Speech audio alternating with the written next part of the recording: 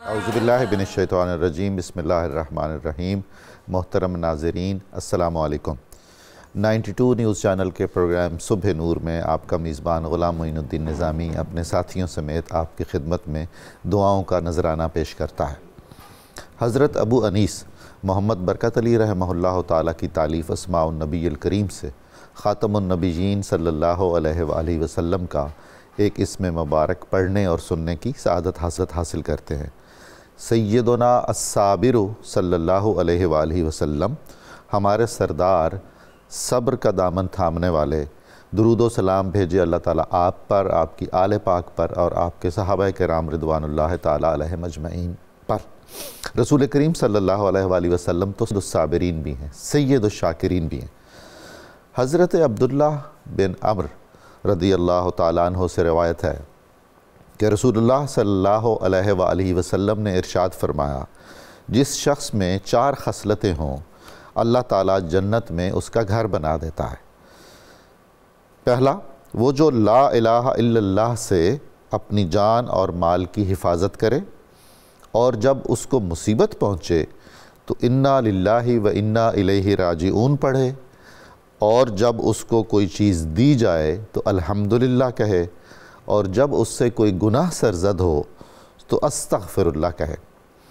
ناظرین مکرم، آج ہم قرآن کریم کی آیات کریمہ سے براہ راست استفادہ کریں گے اور ایک آیت مبارکہ کا ترجمہ، تشریح، تفسیری نکات پر بات چیت کریں گے جو بہت اہم ہے، اور آج کل ہماری جو معاشرتی صورتحال ہوئی ہے اور اقتصادی صورتحال ہے اور ہر طرح کی جو دباؤ کی زندگی جس کا ہم شکار ہیں، اس کے متعلق آج کی گفتگو بہت ساری الجھنوں کو بھی دور کرے گی، دلاسے کا باعث بنے گی، ایمان افروز ثابت ہوگی۔ آیت مبارکہ ہے سورہ بقرہ کی آیت 155، وَلَنَبْلُوَنَّكُمْ بِشَيْءٍ مِّنَ الْخَوْفِ وَالْجُوعِ، اور ہم ضرور بالضرور تمہیں آزمائیں گے کچھ خوف سے، کچھ بھوک سے۔ انسانی زندگی پھولوں کی سیج نہیں ہے، اس میں اتار چڑھاؤ آتے رہتے ہیں، تلخ و شیریں کا مجموعہ ہے، دھوپ چھاؤں کا نام ہے، اچھے دن نہیں رہتے، برے دن بھی نہیں رہتے۔ تلک الایام نداولها بین الناس، یہ دن ہیں جنہیں ہم لوگوں میں پھیرتے رہتے ہیں۔ اچھے لوگوں پر، اہل ایمان پر تو آزمائشیں بہت آتی ہیں، اللہ تعالیٰ ہمیں نعمتیں بھی عطا فرماتا ہے اور اپنی مصلحت سے اور اپنی مشیت سے آزمائشوں اور امتحانوں میں بھی مبتلا کرتا ہے۔ قرآن کریم میں اور احادیث میں انبیاء کرام علیہم السلام پر آنے والی آزمائشیں ہمارے لیے اسی لیے سبق آموز ہیں کہ اللہ نے اپنے ان پیاروں کو ان کے جو آزمائشیں اور امتحانات ان پر آئے وہ ہمارے لیے مشعل راہ ہو سکتے ہیں، اور ہم اس سے صبر اور استقامت سیکھ سکتے ہیں۔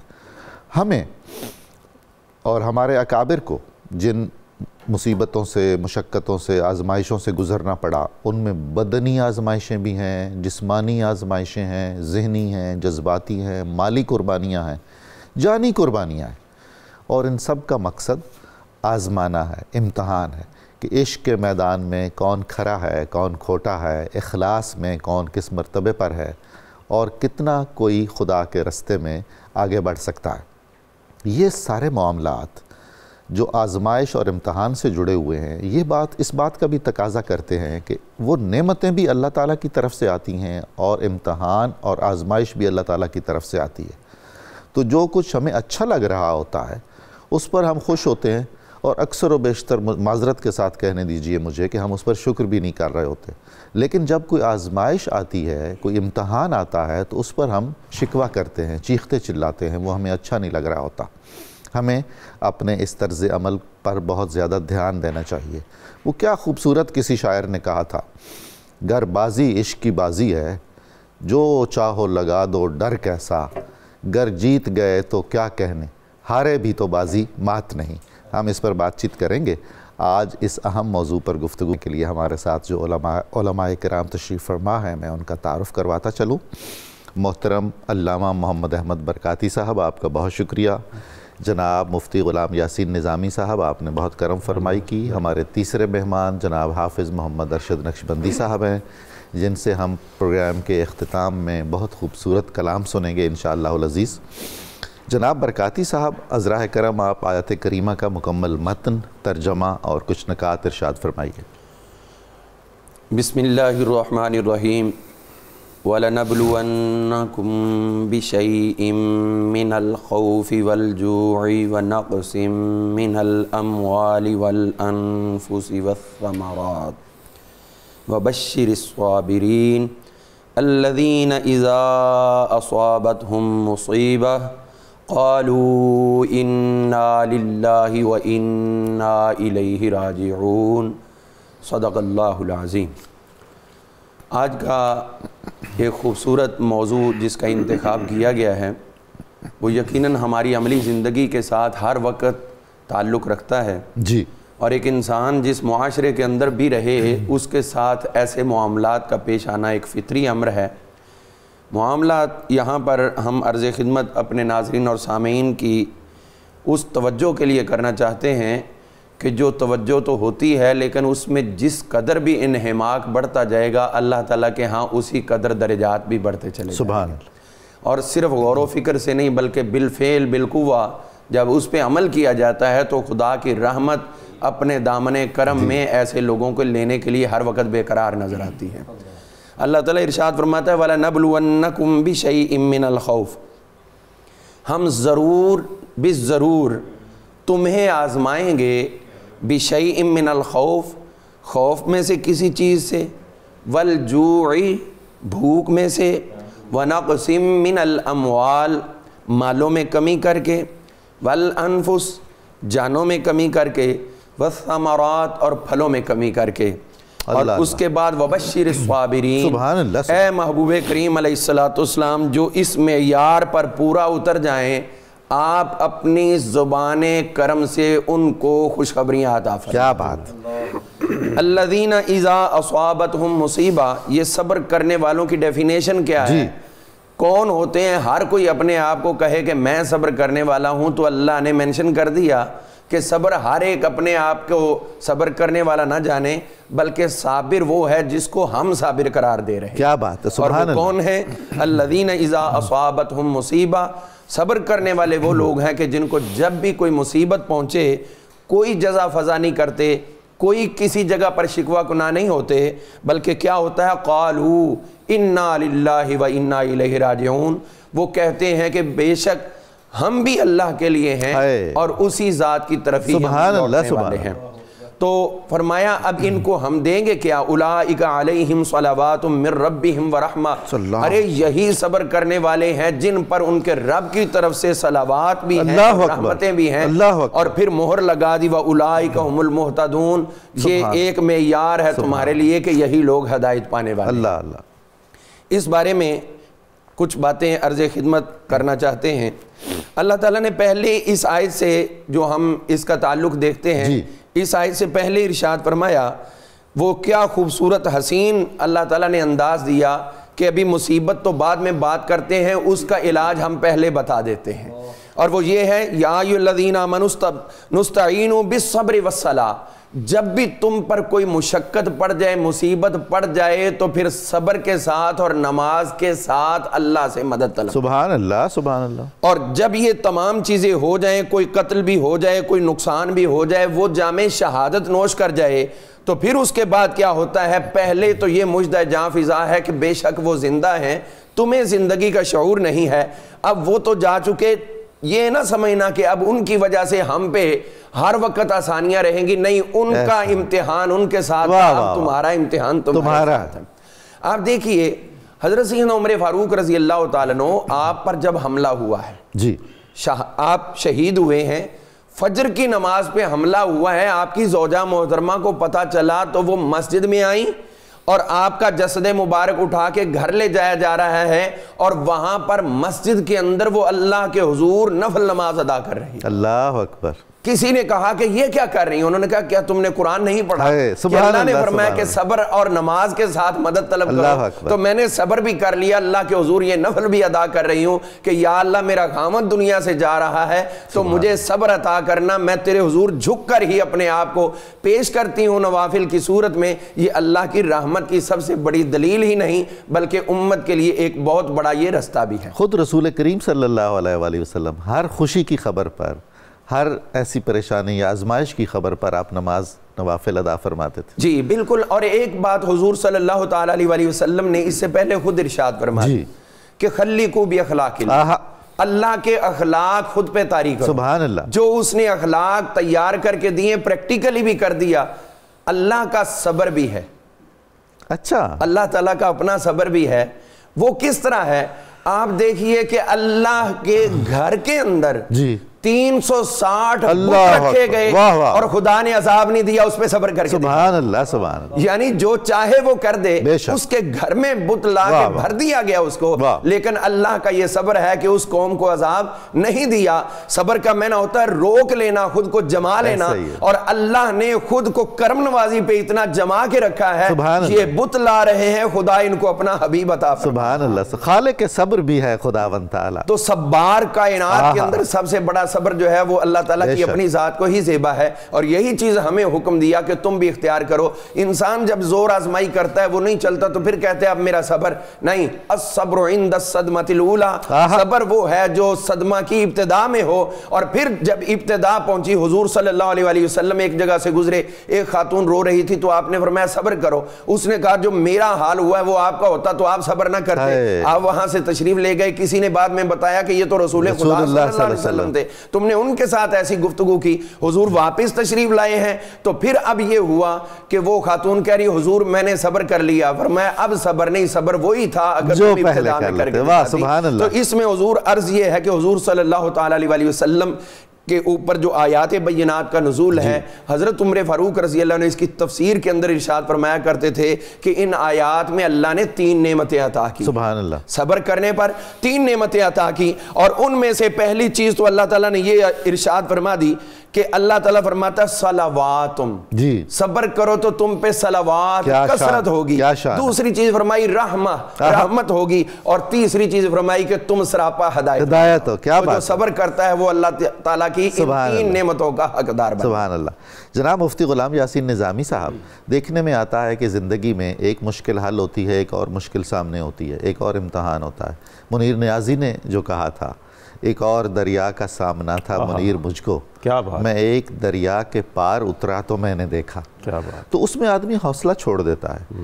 یہ جو قرآن کریم میں فرمایا گیا، اور اب آپ احادیث کی تائید جو ہے اس موضوع پر صبر اور استقامت کے حوالے سے فرمائیں گے، وہ ہمیں ٹوٹنے پھوٹنے سے بچاتا ہے، ہمارے نفسیاتی اکائی کو، ہمارے اندرونی مرکزے کو مستحکم رکھتا ہے۔ احادیث کیا فرماتی ہیں اس سلسلے؟ بسم اللہ الرحمن الرحیم۔ حضور بہت بہت شکریہ۔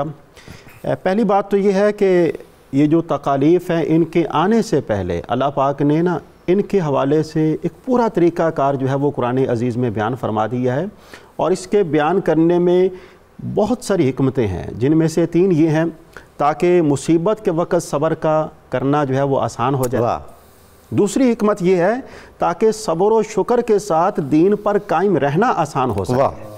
تیسری چیز جو ان کو بیان کیا گیا ہے اس میں حکمت یہ ہے تاکہ بندہ مومن اور منافق کے درمیان امتیاز ہو جائے۔ یہ ہمیں 3 باتیں جو ہیں وہ پیش نظر رکھنی چاہیے۔ یہی 3 باتیں ہیں کہ جو اس آیہ مبارکہ کا خلاصہ بھی ہیں۔ نبی معظم شفیع مکرم صلی اللہ علیہ وآلہ وسلم، مسند احمد کی روایت ہے، سیدنا ابو سلمہ رضی اللہ عنہ نبی کریم کی خدمت میں حاضر ہوئے، اور جب گھر واپس آ کر کہنے لگے اپنی زوجہ محترمہ سے، سیدہ ام سلمہ سے، آج میں نے رسول اللہ صلی اللہ علیہ وآلہ وسلم کا ایک فرمان سنا ہے، اور اس فرمان کے سننے پر مجھے بڑی خوشی ہے۔ تو انہوں نے عرض کیا کہ وہ کون سا فرمان ہے؟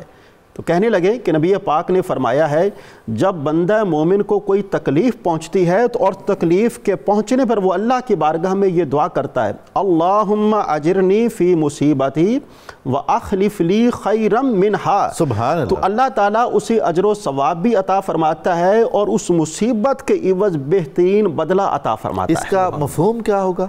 اس کا مفہوم یہ ہے، جب یہ ہوا اب کچھ دنوں کے بعد سیدنا ابو سلمہ کا انتقال ہو گیا۔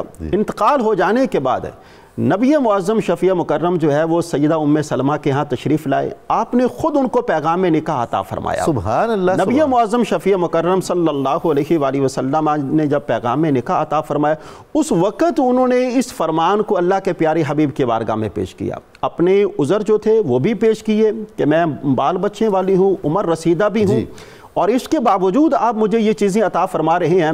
اللہ کے پیارے رسول صلی اللہ علیہ وآلہ وسلم نے فرمایا کہ تم نے ایک مصیبت کا سامنا کیا ہے، تمہارے زوج کا تم سے جدا ہونا یہ تمہارے لیے ایک مصیبت تھی، اور اس مصیبت کے وقت تم نے صبر کا دامن ہاتھ سے نہیں جانے دیا۔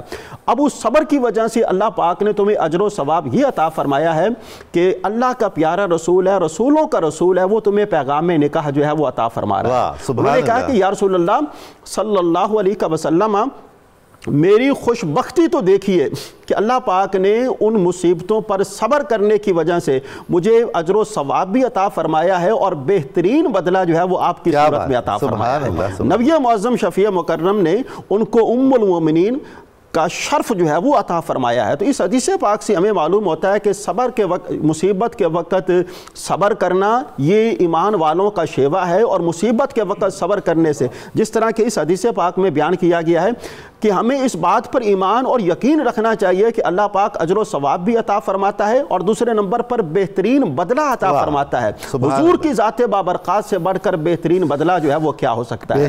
نبی معظم شفیع مکرم صلی اللہ علیہ وآلہ وسلم فرماتے ہیں جب اللہ پاک کسی کے ساتھ بھلائی کا ارادہ فرماتا ہے پھر اسے تکالیف میں مبتلا فرما دیتا ہے۔ اللہ اکبر، اس بات کو ہمیں پیش نظر رکھنا چاہیے کہ یہ تکلیف جو ہے یہ تکلیف نہیں ہے، یہ اللہ کی طرف سے رحمت ہے اور یہ اللہ کی طرف سے صلوات ہیں۔ یہ تکلیف در حقیقت ہماری ہدایت کا ذریعہ ہے۔ اس تکلیف پر اگر ہم صبر کریں گے تو اس صبر کی وجہ سے اللہ پاک ہمیں صابرین میں بھی شامل فرمائے گا، شاکرین میں بھی شامل فرمائے گا، اور اس صبر کی وجہ سے اللہ پاک جو ہے وہ ہمیں اپنے ہدایت یافتہ بندوں میں شامل فرمائے گا۔ دوسرے مقام پہ اللہ کے پیارے رسول صلی اللہ علیہ وآلہ وسلم کا فرمانا ہے مسلمان کو جو تکلیف، رنج، غم، ملال یا اذیت پہنچتی ہے، یہاں تک کہ ایک کانٹا بھی اگر اسے چبھتا ہے اور اس پر وہ صبر کرتا ہے تو اللہ پاک اس کے گناہوں کو مٹا دیتا ہے اور اس کے درجات کو بلند فرماتا ہے۔ ایک اور حدیث پاک کے اندر بیان کیا گیا ہے کہ جو آدمی اپنی تکالیف اور مصیبتوں پر صبر کرنے والے ہیں اللہ پاک انہیں اتنا اجر عطا فرماتا ہے کہ کل قیامت والے دن ان کا نامہ عمل کھولنے سے وہ حیا فرماتا ہے۔ اور شارحین حدیث نے اس حدیث کے تحت یہ لکھا ہے کہ جن کا نامہ عمل کھولنے سے اللہ پاک حیا فرماتا ہے، اس کا مطلب یہ ہے کہ اللہ پاک ایسے لوگوں کی بغیر حساب و کتاب کے بخشش فرما دیتا ہے۔ تو یہ کتنے بڑے اجر والی بات ہے اور یہ کتنے بڑے ثواب والی بات ہے کہ ان تکلیف پر اگر ہم صابر رہیں گے، شاکر رہیں گے، تو صابر اور شاکر رہنے کی وجہ سے اللہ پاک ہمیں اپنے محبوب بندوں کی فہرست میں شامل فرمائے گا، ہمارے ایمان کی حفاظت فرمائے گا اور ہمیں بغیر حساب و کتاب کے جنت الفردوس میں اعلیٰ مقام عطا فرمائے گا۔ ایک حدیث پاک کے اندر نبی معظم شفیع مکرم کا فرمانا ہے مسلمان مرد و عورت، جس طرح کہ اس آیہ مبارکہ کے اندر بیان کیا گیا، تین چیزیں بیان کی گئی ہیں۔ مسلمان مرد و عورت اپنی جان اور مال اور اولاد میں ہمیشہ تکلیف میں رہتے ہیں، اور جب وہ صبر کرتے ہیں تو اللہ تعالیٰ سے وہ اس حال میں ملتے ہیں کہ ان کے نامہ عمل میں کوئی گناہ بھی نہیں ہوتا۔ یعنی ان مصائب کی وجہ سے، ان تکالیف کی وجہ سے، ان آزمائشوں کی وجہ سے اللہ پاک ان کے تمام گناہوں کو معاف فرما دیتا ہے۔ یعنی یہ جو تکالیف ہیں یہ ایک طرح سے پاک صاف بھی کرتی رہتی ہیں، یہ بندے کو نہ صرف جسمانی طور پر پاک کرتے ہیں بلکہ روحانی طور پر پاک کرتی ہیں، اور یہ تکلیف در حقیقت بندے کو اللہ کا قرب عطا کرتی ہیں، اور یہ تکلیف در حقیقت بندے کو اللہ کے محبوب کا قرب عطا کرتی ہیں، بشرطے کہ صابر و شاکر ہو، بشرطے کہ صابر اور شاکر رہا جائے۔ نبی معظم شفیع مکرم فرماتے ہیں ایمان لائے ہو نا، اور مجھ سے محبت کے دعوے دار بھی ہو، پھر ایک بات کے لیے تیار رہو، اب تکالیف تمہارے اوپر ٹوٹیں گی اور ان تکالیف کے ٹوٹنے پر تم نے صبر و شکر کا مظاہرہ کرنا ہے۔ اگر صابر اور شاکر رہو گے تو کل قیامت والے تمہیں قرب مصطفیٰ بھی نصیب ہوگا اور قرب الہی بھی نصیب ہوگا۔ ایک اور حدیث پاک کے اندر اس بات کو بیان کیا گیا ہے۔ سیدنا جابر بن عبداللہ اس حدیث پاک کے راوی ہیں۔ نبی معظم نے فرمایا کہ قیامت کے دن جب مصیبت زدہ لوگوں کو اجر و ثواب دیا جائے گا تو آرام والے لوگ تمنا کریں گے کاش دنیا میں ان کی کھالیں جو ہیں وہ کینچیوں سے کاٹ دی جاتی اور یہ اجر و ثواب جو ہے وہ ان کو دیا جاتا ہے۔ ایک حدیث قدسی کے اندر اس بات کو بیان کیا گیا، اللہ پاک فرماتا ہے اس شخص کی کیا جزا ہے جس کی بینائی کو میں لے لوں اور اس پر وہ صابر اور شاکر رہے۔ پھر اللہ پاک خود ہی بیان فرماتا ہے اس کی جزا یہ ہے کہ میں نے اس کے لیے ہمیشہ ہمیشہ رہنے والا گھر جس میں وہ ہمیشہ ہمیشہ رہے گا وہ میں نے اس کے نام کر دیا ہے، اور سب سے بڑی بات یہ ہے کہ اس پر وہ صابر اور شاکر رہتا ہے تو وہاں پر رہنے کی وجہ سے اسے میری زیارت اور میرے دیدار کیا بات ہے۔ سبحان اللہ سبحان اللہ۔ جناب برکاتی صاحب آپ نے فرمایا انا للہ و انا الیہ راجعون کہنا چاہیے جیسا قرآن کریم میں ہے، تو کیا میں زبان سے صرف کہہ دوں اور میرا دل دماغ اور نفسیات اور جذبات اس کے مفہوم کی تائید نہ کر رہے ہوں، صدق کے دل سے نہ کہہ رہا ہوں، تو شاید پھر وہ تو افادہ نہیں ہوگا نا۔ اور اسی طرح جو فرمایا گیا کہ ان اللہ مع الصابرین الصبر مفتاح الفرج، اللہ صبر کرنے والوں کے ساتھ ہے، صبر کشائشوں کی کنجی ہے، نعمتوں کی کنجی ہے۔ تو ہر تکلیف اور ہر مصیبت میں تہ دل سے ہمیں صبر اور شکر کرنا چاہیے۔ اس حوالے سے اگر ہم غور کریں، آپ نے جو جملہ بولا ہے کہ انا للہ و انا الیہ راجعون، پڑھنا الیہ راجعون، اس کا ایک بنیادی طور پر ہمارے لوگوں کو لطف لینا چاہیے یہ جملہ بولتے ہوئے۔ یہ بات ہے حضور، اس کی گہرائی یہ ہے، سبحان اللہ، اس کی گہرائی یہ ہے کہ انسان کو، حضور کے غلام کو یہ باور کرایا جا رہا ہے کہ تم یہ کہو کہ بے شک ہم بھی اللہ کے لیے ہیں اور اسی کی طرف لوٹنے والے ہیں۔ کیا بات ہے۔ یہ کرتے ہوئے جب زندگی کو گزارو گے، اس طرح بسر کرو گے، تو پھر ریزلٹ کیا ہے؟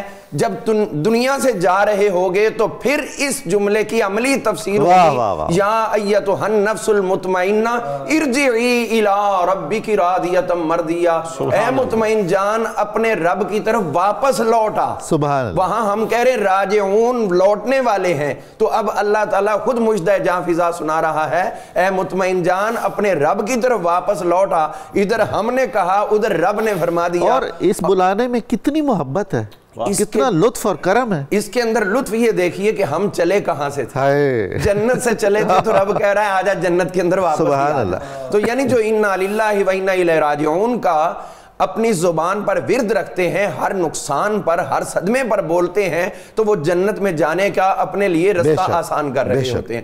حضور صلی اللہ تعالیٰ علیہ وسلم نے حضرت سیدنا امام حسن مجتبیٰ رضی اللہ عنہ کو کچھ نصیحتیں فرمائیں۔ ان میں سے 4 نصیحتوں میں سے آخری نصیحت آپ نے یہ فرمائی تھی، بیٹا حسن، جنت کے اندر ایک درخت ہے جس کا نام ہے شجرۃ البلوہ۔ اچھا، آزمائشوں والا درخت۔ اللہ اکبر۔ نانا جان اس میں کیا ہے؟ فرمایا جو لوگ دنیا میں رہتے ہیں نا، مصیبتیں پہنچے تو پھر دل سے صبر کرتے ہیں، اللہ تعالیٰ ان صبر کرنے والوں کو اس درخت کے نیچے جمع کرے گا، اور پھر کیا ہوگا؟ ان کے گناہوں غلطیوں کے نامہ اعمال کو کھولا ہی نہیں جائے گا۔ کیا بات ہے، صبر کرنے کی معراج دیکھیے کہ ان کی برائیاں کھولی نہیں جائیں گی، ان کا وزن نہیں کیا جائے گا، بلکہ ان کے اوپر اس درخت کے نیچے، جس طرح کسی پھلدار، بھرپور پھلدار درخت کے نیچے آپ کھڑے ہو جائیں تو اوپر سے پھل گرتا ہے، ایسے لوگوں کو اس درخت کے نیچے کھڑا کیا جائے گا اور اللہ تعالیٰ کے انوار و تجلیات کا وہاں پر سبحان اللہ سبحان اللہ۔ اور اس سے بڑا جملہ انا للہ و انا الیہ راجعون کا، اس سے بڑھ کے جملہ اللہ نے پہلے انبیاء میں سے کسی امت کو دیا ہی نہیں۔ کیا بات، یہ سب سے بڑا جملہ ہے، تحفہ ہے۔ اس حوالے سے اگر غور کریں تو مفسرین فرماتے ہیں، حضرت شیخ اسماعیل حقی رحمۃ اللہ تعالی علیہ سمیت بہت سے مفسرین نے فرمایا کہ اگر یہ جملہ اللہ نے پہلی امتوں کو دیا ہوتا تو حضرت سیدنا یعقوب علیہ السلام جب آپ کے پیارے فرزند حضرت یوسف علیہ السلام آپ سے جدا ہوئے تھے، آپ پھر یا اسفا علی یوسف نہ بولتے، کہ انا للہ و انا الیہ راجعون۔ سبحان اللہ۔ تو اس کا مطلب ہے کہ اتنا بڑا جملہ اللہ تعالیٰ نے اپنے محبوب کے غلاموں کو عطا کر دیا۔ حضور صلی اللہ تعالیٰ علیہ وسلم نے جو صبر کی اہمیت اور فضیلت سے ہمیں آگاہ کیا ہے، اس حوالے سے ہم دیکھتے ہیں کہ صبر کا اجر کہ حضرت سیدنا سلیمان علیہ السلام آپ کے پاس ایک شخص آیا, اس نے عرض کی حضور میں نے یہ پرندہ خوش گفتار تھا یہ خریدا اور اس کا میں نے بھاری اس کی قیمت ادا کی, اور اب یہ ہے کہ جب سے میں نے لیا یہ پہلے تو بولتا تھا, اب ایک اور پرندہ آیا اس کے پاس, وہ کھڑا ہوا اور اس نے کوئی چہچہایا اپنی آواز میں بولا, اس کے بعد یہ چپ کر گیا, اب دوبارہ بولتا ہی نہیں. تو اس کا معاملہ حل فرمائے. حضرت سلیمان علیہ السلام کو چونکہ اللہ تعالیٰ نے پرندوں کی زبانوں کا علم بھی دیا ہوا تھا, تو آپ نے اس سے پوچھا کہ تو بتا کہ پہلے تو بولتا تھا تو اب کیوں نہیں بولتا. اس کا بولنا جس کو دنیا خوش گفتاری سمجھتی تھی, وہ اصل میں اس کا غم تھا. اللہ قید کے اندر رہنے کی وجہ سے اس کی وہ آہ و فغاں تھی جس کو دنیا اپنے لیے اس کا چہچہانا سمجھتی تھی. تو آپ نے فرمایا تو چہچہاتا کیوں نہیں ہے. وہ پرندہ آیا تب سے تو چپ کر گیا.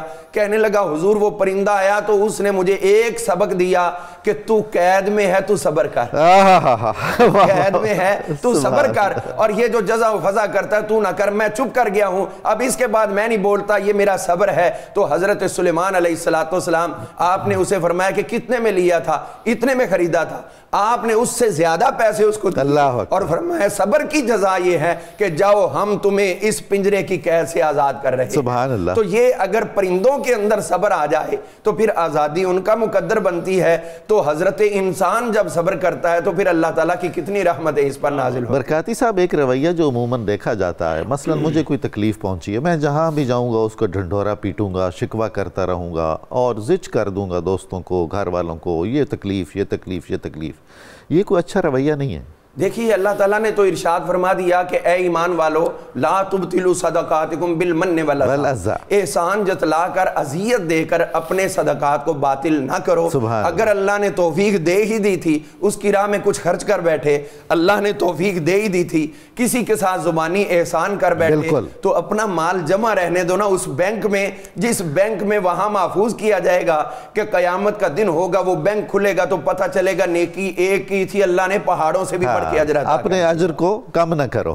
بہت شکریہ. ختم ہوتا ہو جاتا ہے نا جب آپ صبر چھوڑ دیتے ہیں, نمود و نمائش شروع کر دیتے ہیں, دوسرے کو دکھ دیتے ہیں. حضور صلی اللہ تعالیٰ علیہ وسلم نے اس کے لیے فرما دیا کہ مومن کو اگر کانٹا بھی چبھے تو اللہ نے اگر وہ صبر کرتا ہے تو اس پہ بھی اجر رکھ دیا. اور حضور صلی اللہ علیہ وسلم تشریف فرما تھے, آپ کا دیا جل رہا تھا, ہوا چلی تو وہ بجھ گیا, آپ نے پڑھا انا للہ و انا الیہ راجعون. صحابہ عرض کرتے ہیں حضور یہ کون سا مسئلہ جس پہ آپ نے پڑھا؟ فرمایا مومن کے لیے معمولی بھی تو اس پہ بھی جملہ بولے تو اللہ کی رحمت کا نزول. سبحان اللہ سبحان اللہ. بہت شکریہ.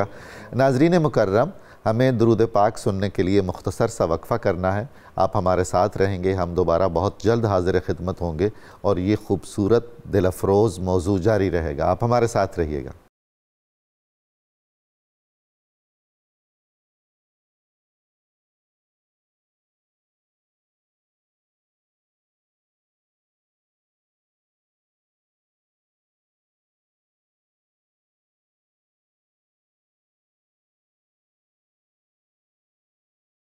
السلام علیکم ناظرین کرام, صبح نور میں آپ کو دوبارہ خوش آمدید کہتا ہوں. آج ہم سورہ بقرہ کی آیت 155 جس میں یہ فرمایا گیا ہے کہ ہم ضرور بالضرور تمہیں آزمائیں گے, کچھ خوف سے اور کچھ بھوک سے, اس پر گفتگو کر رہے ہیں اور صبر اور شکر کی بات ہو رہی ہے. تو عالم اسلام کے عظیم صوفی شاعر, مفکر, دانشور حضرت مولانا جلال الدین رومی کا ایک شعر دیکھیے, کیا عجیب شعر ہے. آپ فرماتے ہیں عاشقم بر لطف و بر قہرش بجد, اے خوشا من عاشق این ہر دو زد.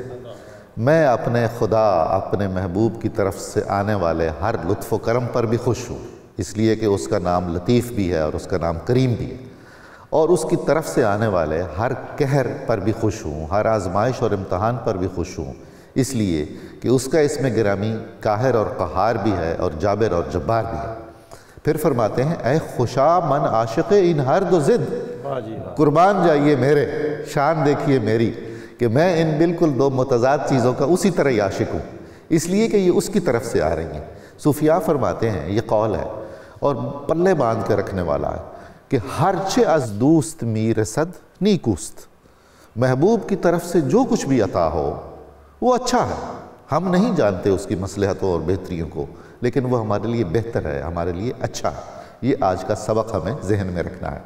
مفتی یاسین صاحب سے میری گزارش ہے کہ جب جان اور مال کا نقصان ہوتا ہے فصلوں کا نقصان ہوتا ہے، عجیب افتاد آن پڑتی ہے، تو انسانی رویہ بڑا عجیب و غریب ہوتا ہے، ہم دکھ کا شکار ہوتے ہیں، بہت عجیب عجیب رد عمل کرتے ہیں۔ دین ہم سے کس رد عمل کا تقاضا کرتا ہے؟ بسم اللہ الرحمن الرحیم۔ مولانا حالی صاحب نے لکھا ہے، کوئی تماشائے زر و مال میں خوش ہے، کوئی تماشائے خد و خال میں، سبحان اللہ، پر ہم سے پوچھو تو نہیں کوئی بھی خوشحال، خوشحال وہی ہے جو ہر حال میں خوش ہے۔ کیا بات ہے، سبحان اللہ سبحان اللہ۔ اب یہ آپ نے جو یہ مولانا روم کے جو اشعار جو ہیں وہ پڑھے ہیں، حدیث پاک کے اندر آتا ہے کتنا بڑا اللہ کی طرف سے یہ انعام ہے۔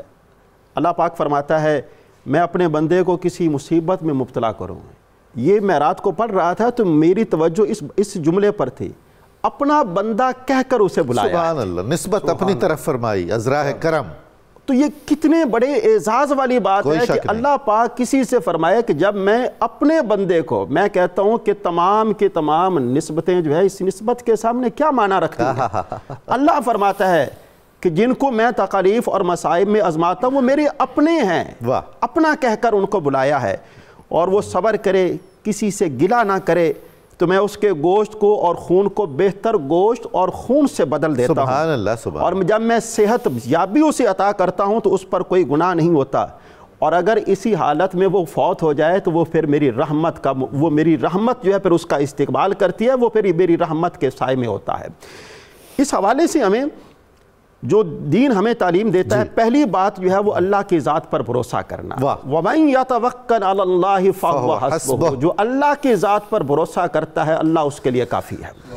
دوسرے مقام پہ فرمایا کہ آپ نے صبر اور شکر سے کام لینا۔ نبی معظم شفیع مکرم کا فرمانا مومن کی دو حالتیں ہیں، نشیب و فراز زندگی کا نام، اگر تکلیف کا سامنا کرنا پڑے صبر کرے، صبر کرے گا اجر پائے گا، اور اگر اس سے راحت پہنچتی ہے، راحت پہنچنے پر اللہ کا شکر ادا کرے، شکر کرے گا تو بھی اجر پائے گا۔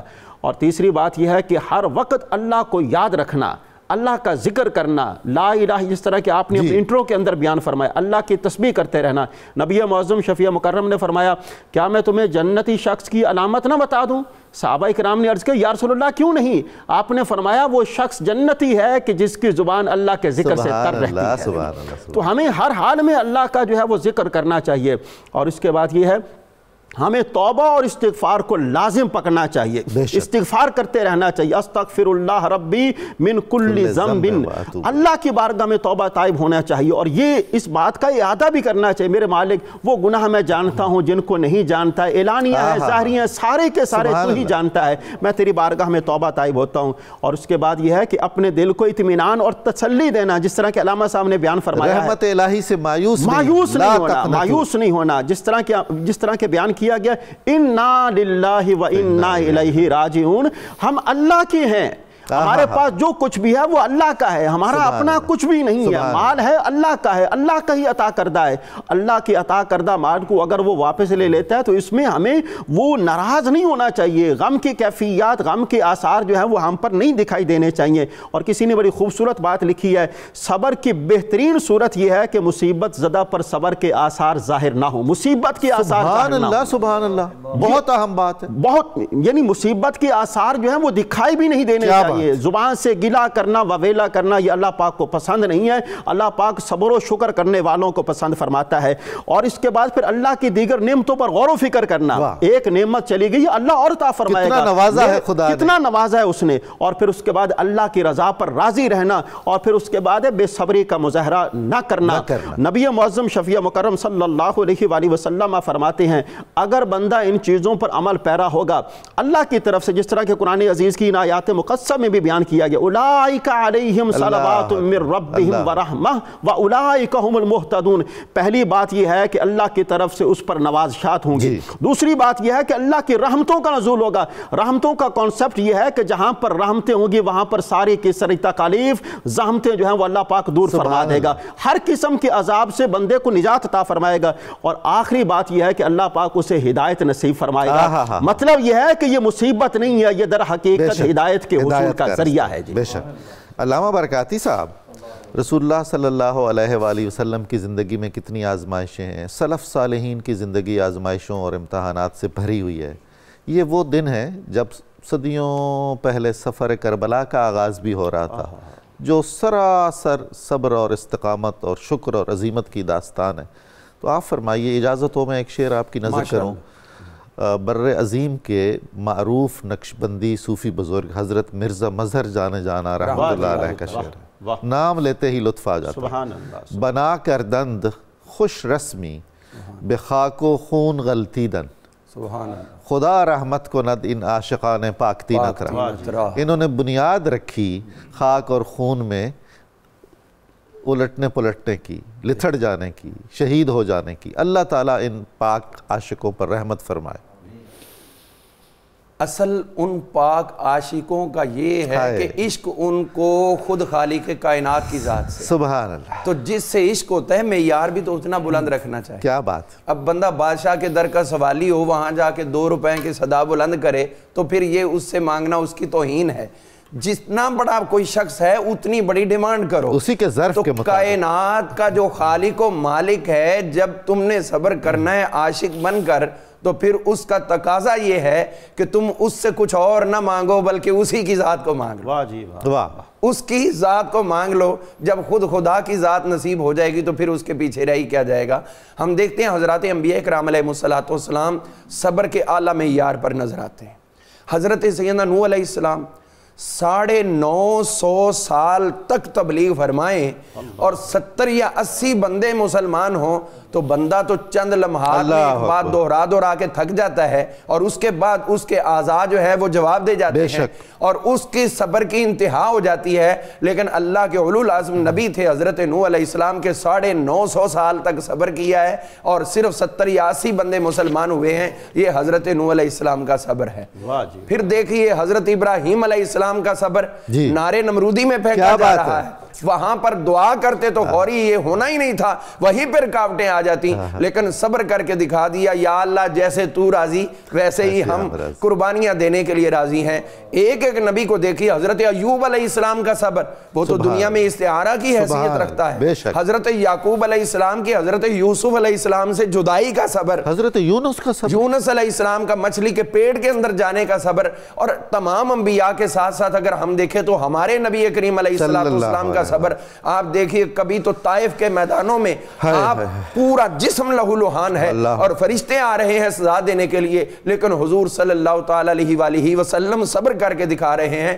احد کا میدان ہے جب حضرت عمر فاروق رضی اللہ عنہ جیسا صابر بندہ بھی ان کے صبر کے آزاد جواب دے گئے. عرض کی حضور ان کے خلاف دعا کریں تو حضور صلی اللہ تعالی علیہ وآلہ وسلم وہیں پر فرماتے ہیں اللہم اغفر لقومی فإنہم لا یعلمون. چہرہ زخمی ہے، دندان مبارک کو سرت رباعے ہے، آپ کے 2 اوپر اور 2 نیچے والے دندان کچھ جھڑ چکے ہیں اور چہرے کے اندر اس قدر حضور صلی اللہ علیہ وسلم کے زخم موجود ہیں کہ آپ کے خود کی کڑیاں جسم کے اندر پھنس گئی ہیں. لیکن میرے رب کائنات کے حبیب نے اس وقت بھی کسی کے خلاف دعا کرنے کی بجائے صبر کر کے دکھایا. اور یہ سارا کچھ رضائے خدا کے لیے، رضائے خدا کے لیے. پھر ایک ایک کو دیکھتے آئیے کربلا تک پہنچ گئے. حضرت سیدنا عمر فاروق رضی اللہ تعالیٰ عنہ کی شہادت، حضرت عثمان غنی کی شہادت، مولا مشکل کشا کی شہادت کرنا، یہ تمام چیزیں صبر کے بڑے بڑے ہمارے سامنے اسباق موجود ہیں.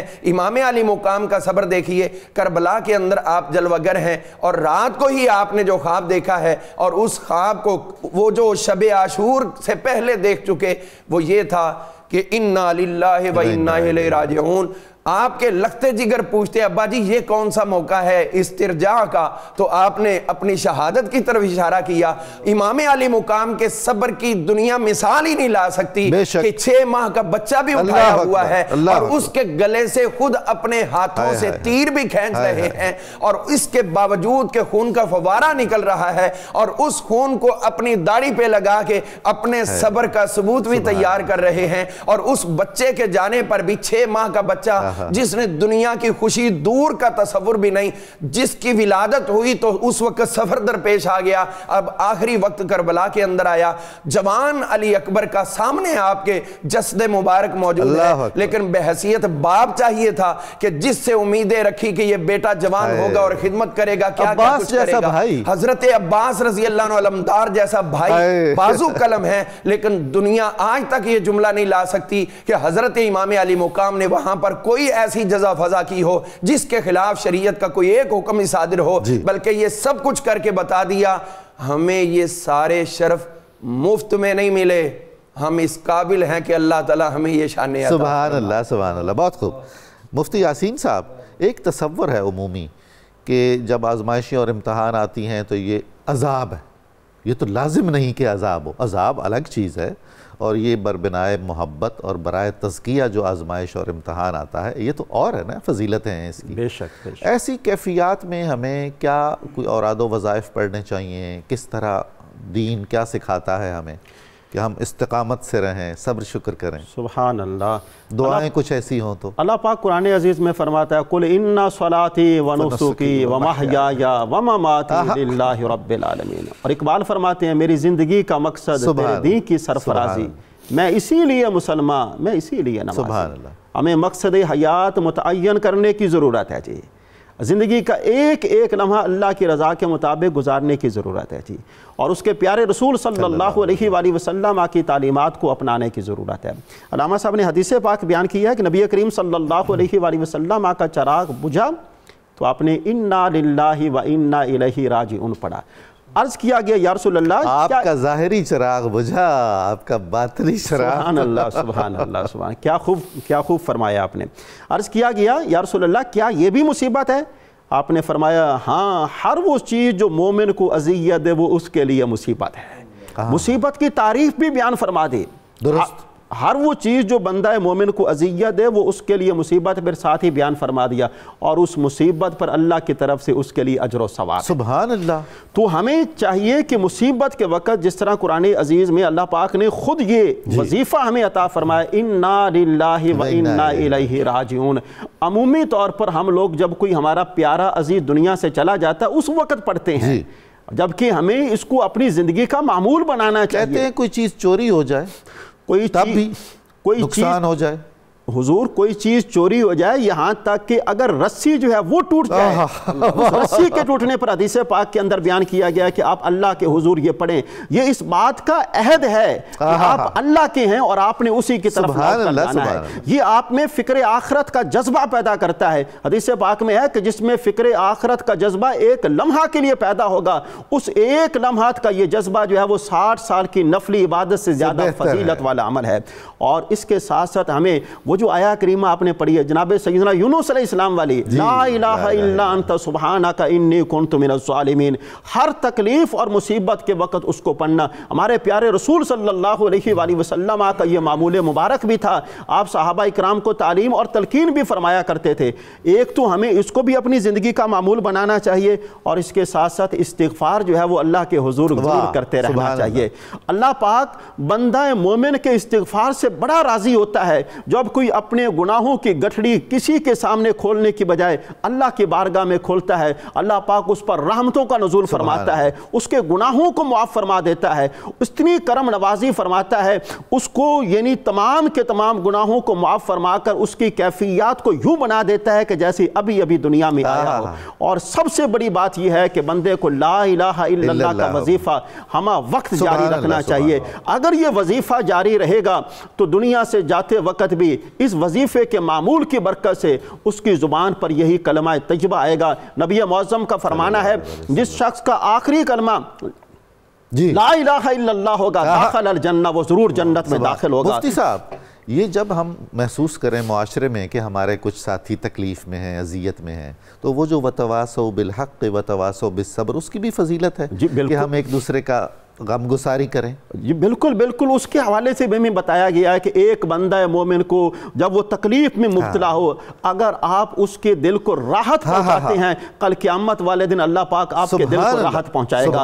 اگر آپ اس کی تکلیف کو دور کرنے کا سامان کرتے ہیں، کل قیامت والے دن اللہ پاک آپ کی تکلیف کو دور فرمائے گا۔ یہ ہمارے لیے اس میں پیغام یہ ہے کہ بندوں کے ساتھ جڑے رہیے، بندوں کے ساتھ جڑے رہنا در حقیقت مال کی حقیقی کے ساتھ جڑے رہنا ہے۔ اور آخری بات یہ ہے کہ نبی मुअज़्ज़म शफ़ी मुकर्रम फरमाते हैं कि जो बंदा अपनी तकलीफ़ पर, अपनी मुसीबत पर इन्ना लिल्लाहि व इन्ना इलैहि राजिऊन पढ़ता है। एक सहाबी रसूल हैं सैयदना इब्ने सिनान, उनके बारे में ये बयान किया गया, उनका बेटा जो है वो अल्लाह को प्यारा हो गया। अच्छा। और उनके बेटे के प्यारे हो जाने के बाद उन्होंने सब्र और शुक्र का मुजाहरा किया। अल्लाह पाक ने फरिश्तों से पूछा, मेरे फरिश्तों बताओ मेरे बंदे की इस वक्त की क्या कैफियत हैं।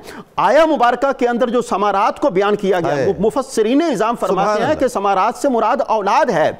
इस औलाद के छिन जाने पर, इस औलाद से महरूमी पर उन्होंने सब्र और शुक्र किया।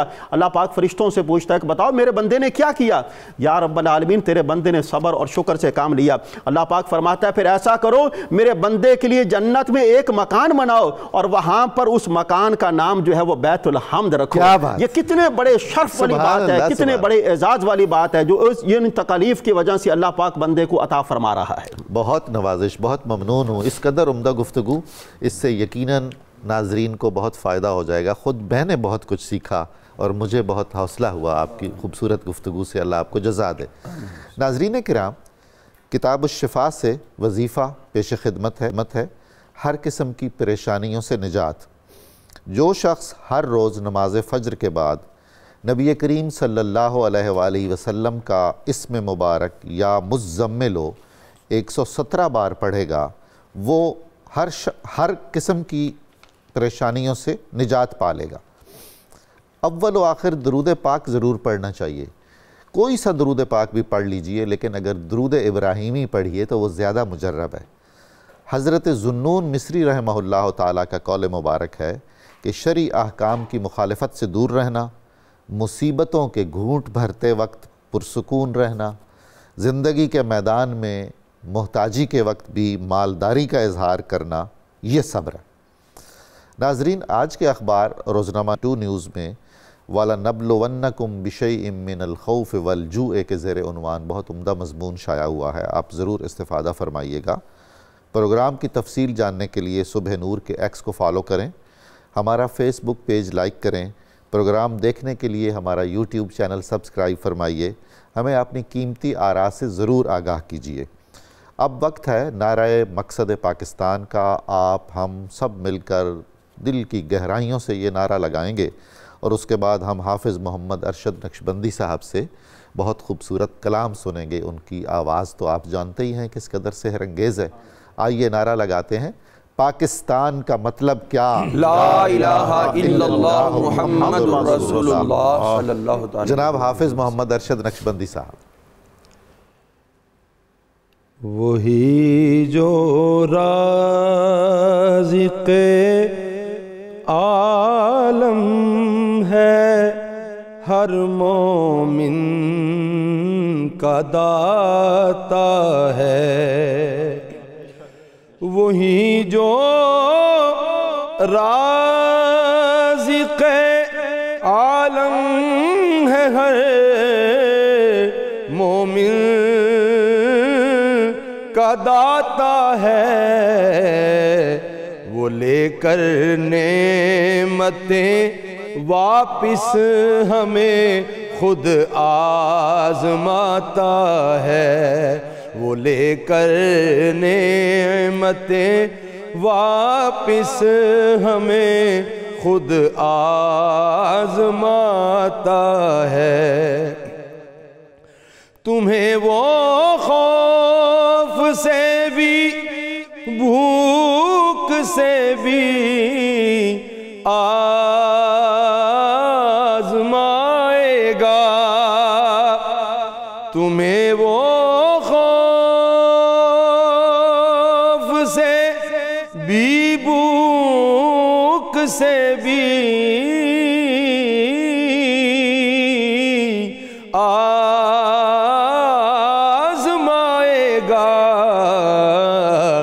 तलफ कर देगा जानों को ये डर हमको सताता है। तलफ कर देगा जानों को ये डर हमको सताता है।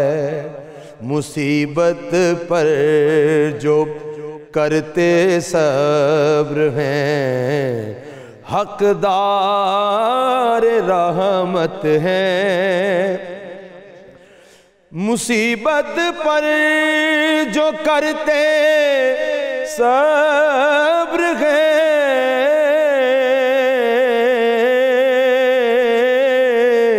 حقدار رحمت ہیں، رضائے حق میں رہنے والا ہی مولا کو بھاتا ہے، رضائے حق میں رہنے والا ہی مولا کو بھاتا ہے، کرے گا صبر جو نعمات کے